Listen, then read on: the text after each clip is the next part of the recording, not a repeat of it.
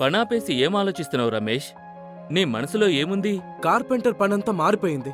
కొత్త మెటీరియల్స్, కొత్త డిజైన్స్, కొత్త ప్రోడక్ట్స్ నాకు కూడా నేర్చుకోవాలనుంది. కానీ అన్నీ ఒకే చోట నేర్చుకునే మార్గం కనిపించడం లేదు. అయితే నువ్వు నన్ను సరైన సమయంలోనే కలిసావు. కానీ మీరెవరు? నేను ట్రూజీ. మీకు సహాయం చేయడానికి ఇక్కడికొచ్చాను.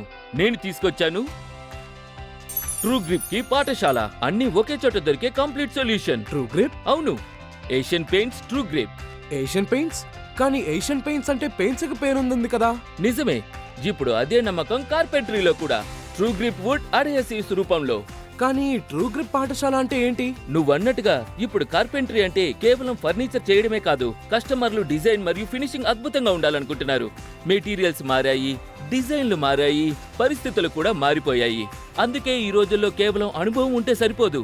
ఏ పనికి ఏ అడెసివ్ వాడాలనేది కూడా తెలియాలి. ఇలాంటి సమస్యలన్నిటికీ పరిష్కారమే ఈ ట్రూ గ్రిప్ కి పాఠశాల. ఇది ఒక చిన్న వీడియో సిరీస్. ఇది మీ పనిని మెరుగుపరుస్తుంది.